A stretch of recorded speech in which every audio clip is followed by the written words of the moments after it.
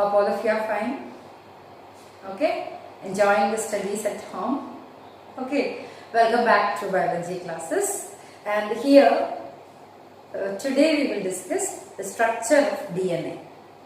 See, the same topic I have discussed with you in full depth last year. So I think we can have a quick study, the structure of DNA. Okay, so I told you DNA is made up of many nucleotides, and DNA is actually comprised of two polynucleotide chains. Many nucleotides join to form one polynucleotide, and DNA is made up of two polynucleotide chains. Okay, if is one polynucleotide chain like this, according to the famous double helical model by Watson and Crick. According to the double helical model of DNA structure proposed by Watson and Crick, and who obtained Nobel Prize for that, James Watson and Francis Crick. 1956 they got Nobel Prize for this proposition, DNA structure.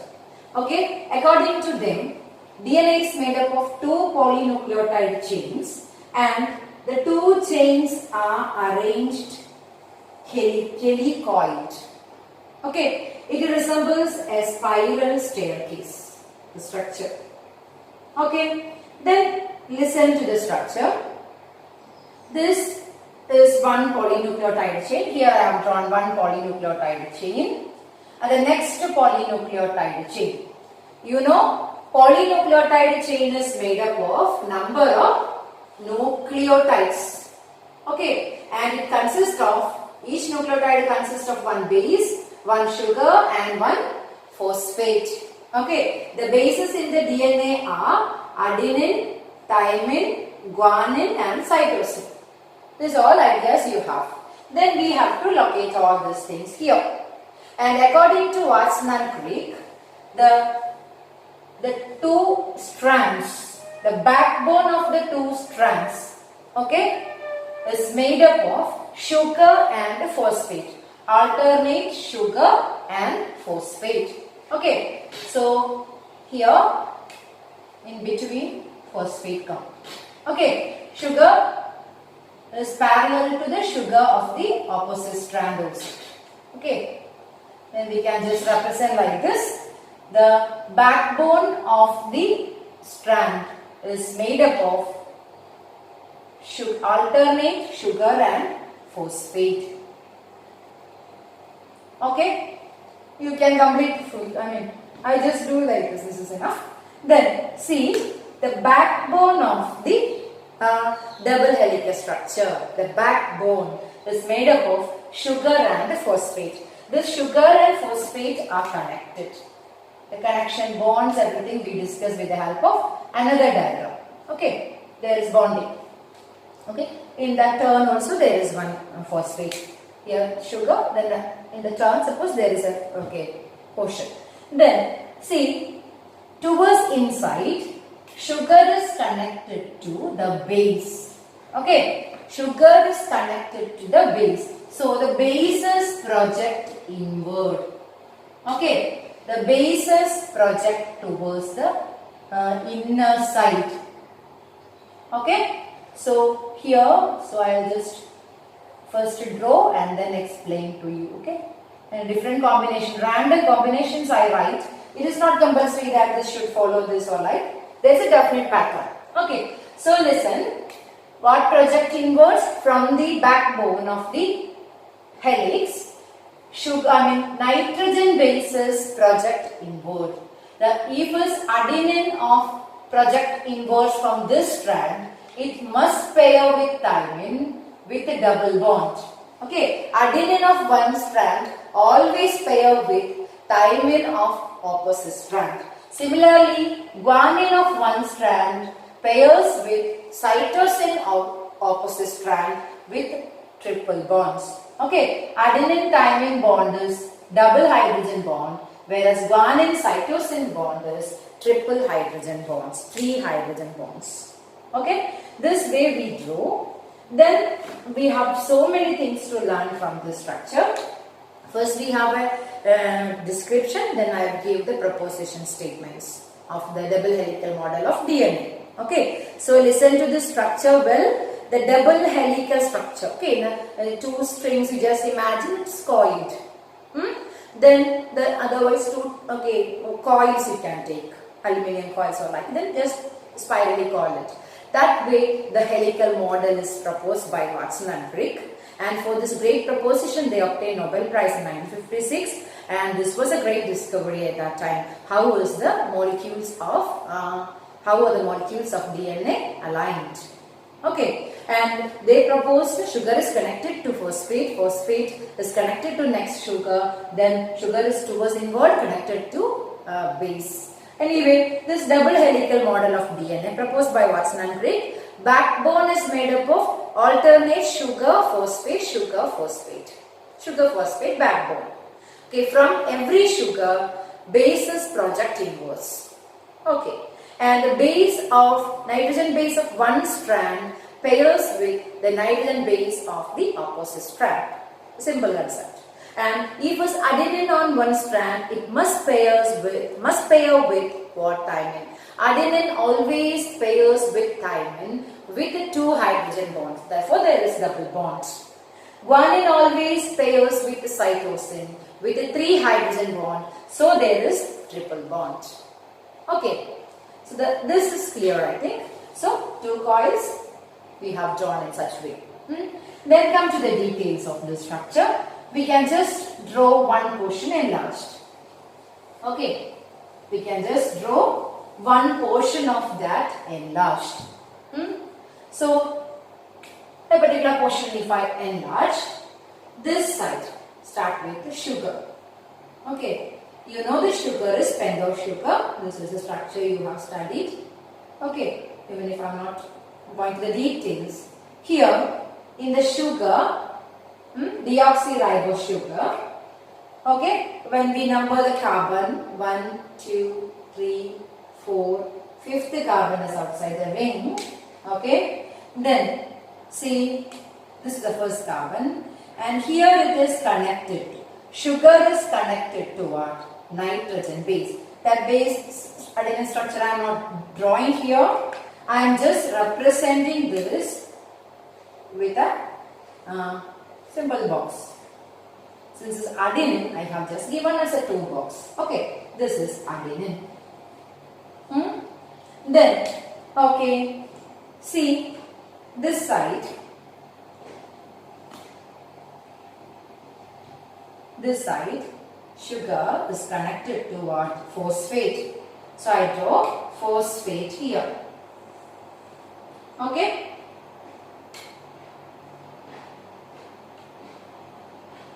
And this side will be CH2OH group here. Structure you have already studied last year. Ribose sugar structure. Okay. Should I draw ribose sugar structure separately? You have learned it already last year. So pentose sugar and second carbon there is one oxygen less deoxy. If you need, I just draw the ribose sugar structure here separately for you. Okay. Pentose sugar structure. Deoxyribose sugar I draw. This is DNA we learn. This is the first carbon, second carbon, third carbon, fourth carbon. Fifth carbon is outside the ring as CH2OH here. And here is HOH. Here is H. O is not a deoxy. So here also H. This HOH. This is the structure of what? Deoxyribose sugar. Okay. Learned last year. Then here, this is deoxyribose sugar. Its fifth carbon, its third carbon. Its third carbon is connected to phosphate. And its first carbon is connected to nitrogen base. So this is a sugar, this is a base, this is a phosphate. Altogether what is this? What is this? This is what is drawn as a nucleotide. One sugar plus one phosphate plus one nitrogen base. Okay. Then this is connected with the double bond. It is connected to what? Thymine. Okay. So thymine It is single ring structure, so I just draw with a single small square. Otherwise, simple, any symbol. Okay, this is thymine. Adenine is connected to thymine by means of what? Double bond. Okay, then on the other strand, the sugar is drawn, according to their proposition. To get an alignment properly, they have proposed the sugar is inverted on the opposite strand. Okay, the sugar is inverted. So this is the first carbon, second carbon, third carbon, fourth carbon, fifth carbon is attached. Here is CH2OH. Okay. Here we draw next phosphate.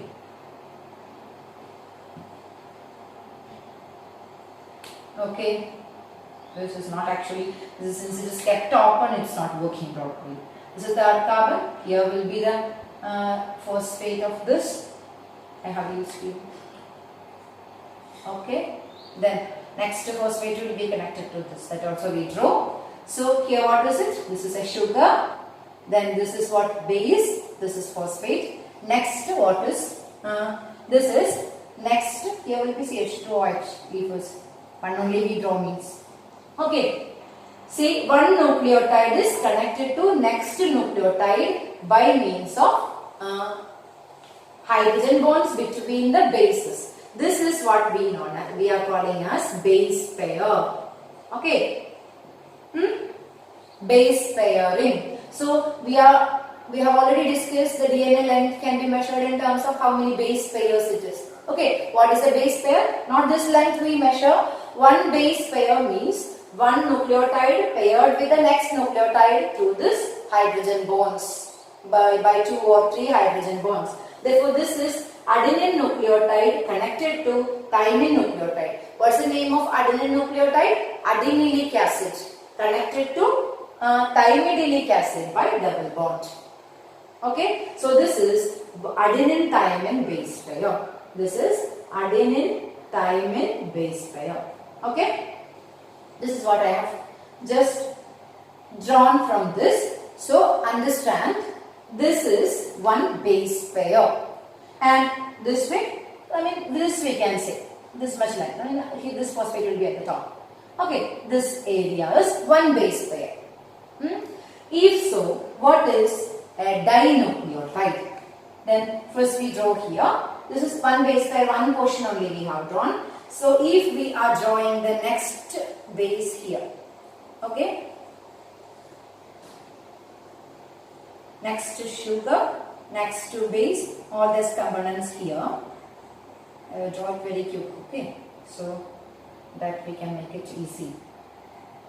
I am not drawing and keeping because you also learn how to draw this. Okay, so the same ink we can use. Here next, suppose it is guanine cytosine. Guanine also is double bond, so we can just draw, double ring structure, so we can just do that. And then this is what? Cytosine. Cytosine, guanine. Okay, this is connected here. And listen here, guanine cytosine bond is triple bond. Okay. See here, very important thing. When one nucleotide, this is one nucleotide, adenine nucleotide, is connected to next nucleotide, guanine nucleotide is getting connected. Just this connection is through the phosphate. Okay, that means this is the fifth carbon here, the 3, 4, fifth carbon is here outside, CH2OH. And this fifth carbon, through this fifth carbon, it is connected to phosphate. Okay, that means the connection is between the third carbon and fifth carbon. Third carbon of first sugar and the fifth carbon of next sugar through phosphate. Here phosphate is having ester bonds on both sides. Understand? Phosphate forms ester bonds on both sides. So this is known as phosphodiester bond. Okay? Phosphodiester diester bond. Is it okay? So, one nucleotide. A nucleotide means one base, one sugar, one phosphate. The next nucleotide, this base, this sugar, this phosphate. I mean, it's phosphate you will draw down. Okay. Then, next nucleotide. One nucleotide is connected to next nucleotide through phosphodiester bond. This is what I want to convey. So, one nucleotide is connected to next nucleotide by means of phosphodiester bond to form a dinucleotide. Then we can call it as a dinucleotide. Is it okay? So, if one nucleotide is connected to next nucleotide by means of phosphodiester bond, that makes one dinucleotide, two nucleotides connected. Whereas, if one nucleotide is connected to next nucleotide by hydrogen bonds, we can call it as what? If it's hydrogen bonds, we can call it as base pairs. Okay, simple answer. Last day you have drawn separately one base pair and one dinucleotide, everything. So is it okay? Shall I again explain it? Okay, since you have studied last year, the concept is easy, I think. So, adenine thymine base pair, there is hydrogen bonds in between. Whereas adenine guanine nucleotide, there is, dinucleotide, there is phosphodiester bond to connect. Okay, so one nucleotide is connected to next nucleotide, then connected to next nucleotide, then continuously the nucleotides are connected to form a polynucleotide. That is by phosphodiester bond. One polynucleotide is connected to next polynucleotides by means of hydrogen bonds. Okay, in order to form a polynucleotide chain, we need what? Phosphodiester bond. In order to connect these two polynucleotide chains, we need a hydrogen bond. Okay, then is there any more bonds to study here? Any more bonds? Yeah, here sugar is connected to the other bonds we have discussed. Sugar is connected to phosphate by ester bond. Then sugar is connected to adenine. This only you want to study. Sugar is connected to base. Sugar is connected to this base by means of glycosidic bond. So these are the bonds to study.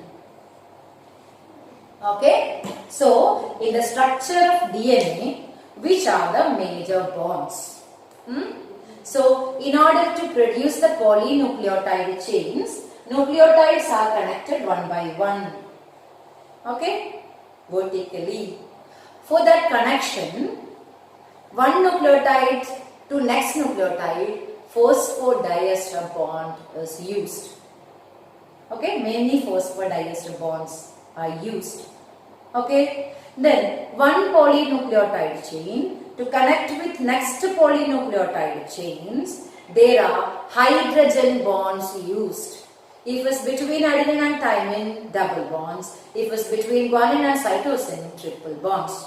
Hydrogen bonds connect two chains, then make a helical turn. Okay. Third bond, the sugar is connected to the nitrogen base by means of N-glycosidic bonds. Okay. Since this sugar here, because that bond is glycosidic bond. That is about the structure of what? DNA. DNA structure I have drawn, and one portion of the DNA expanded.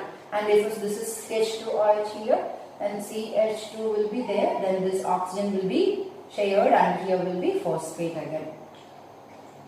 This is phosphate. Here is also phosphate. Okay, third and fifth carbon, they share a phosphate. Phosphate attached to the third and fifth. You have one more thing to note down. Okay. Suppose this is one end of this strand of DNA. This strand is connected to next. This is one end. Here you can see this is the fifth carbon facing this side. The left one we are focusing to the left chain. It is a fifth carbon focusing this side. We call this end as 5' end. Okay, 5' end. This is 5' end of the DNA because this is fifth carbon facing this side. And here which carbon is facing? Attaching to the phosphate, it is third carbon. The opposite end is known as 3' end. Okay, 3' end. 3' end, 5' end, like whatever. This is 5' end, this is 3' end, based on the projecting or the last carbon atom. Okay, then here, this side. Listen to the other side, other strand. This is left strand, the other one right strand suppose. Then, if this is a strand, here this is oxygen, shared oxygen. Carbon number is from here 1, 2, 3, 4. Fifth carbon is outside the ring. 1, 2, 3, 4. Fifth carbon is here. Okay. And here this side, the third carbon is facing. Okay. Whereas this side, fifth carbon is facing.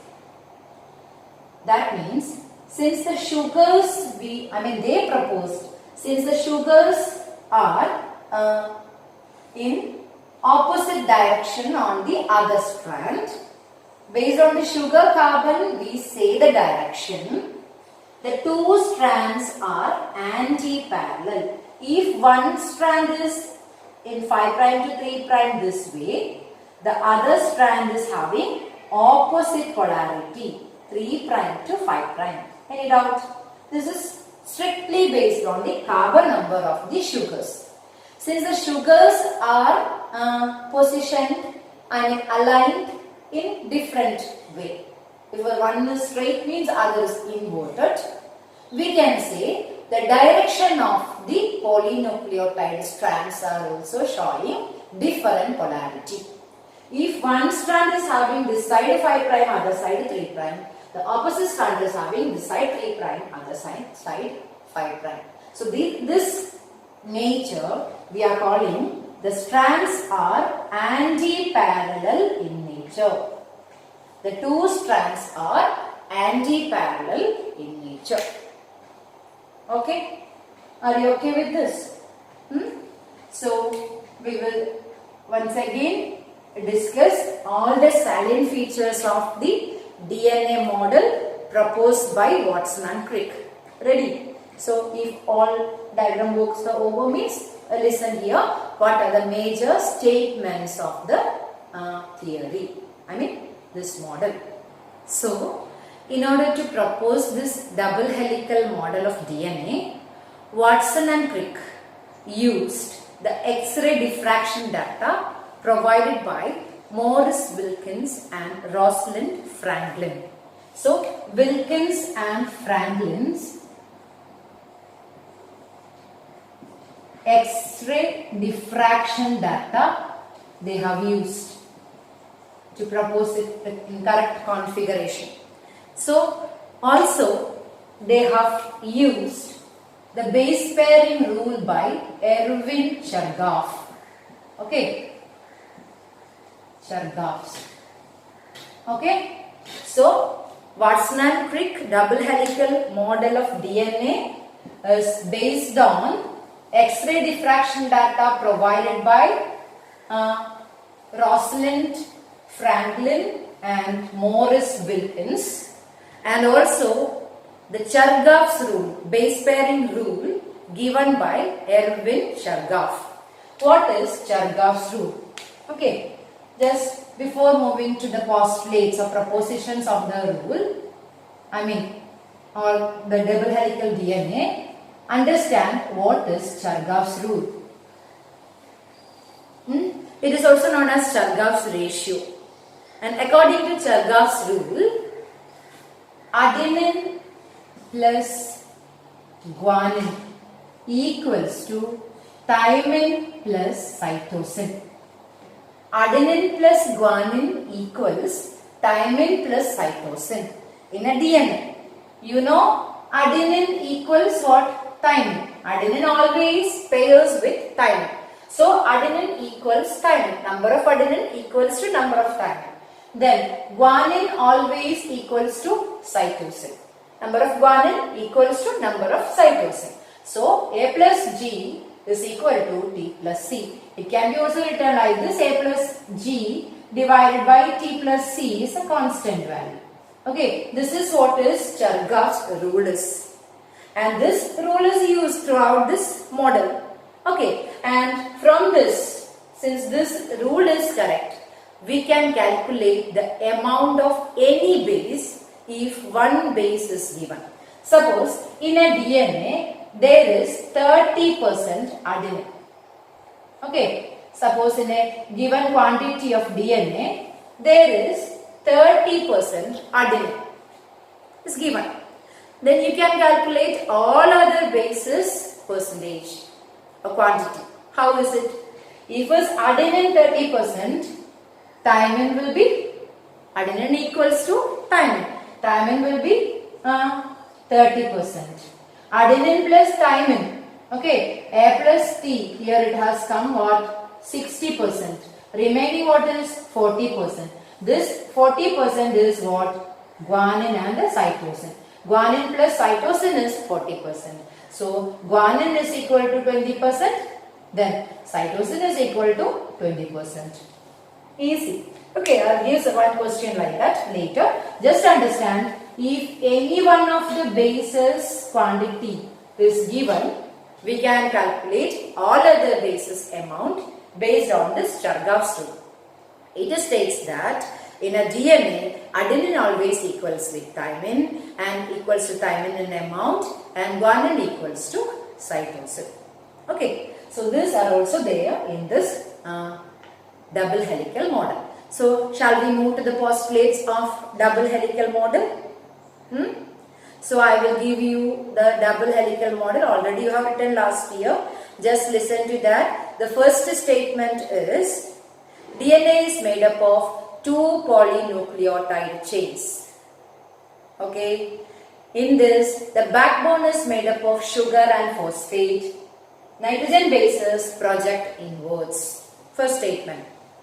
Okay. Second statement is the 2 strands of the DNA show anti-parallel polarity. That means if one strand runs from 5' to 3', the other strand runs from 3' to 5'. This is because of the inverted positioning of sugar. Okay, compared to one strand. Okay, then the 2 polynucleotide chains are third postulate. The 2 polynucleotide chains are held together by the hydrogen bonds. Adenine is always complementary to thymine and it pairs with thymine by 2 hydrogen bonds. Guanine is complementary to cytosine and it pairs with 3 hydrogen bonds. Okay, that is the third postulate. Then come to the next postulate, that is new, I didn't mention it here. Then the pitch of the helix. I mean if we compress both sides, if press the helix, if you press the helix, 1 360-degree angle we can call as what? 1 pitch of the helix. Okay, so here we can say from this turn to next. Okay, from this to next. I mean this is known as a major groove, this is known as a minor groove. In higher classes you study. These are minor grooves, this big groove is major groove. From one major groove to the next major groove. When you press it, it will be 360-degree angle. That 1 pitch of the DNA helix is having a length of, the 1 turn, we can write 1 turn or 1 pitch is having the length of 3.4 nanometer. Okay, 3.4 nanometer.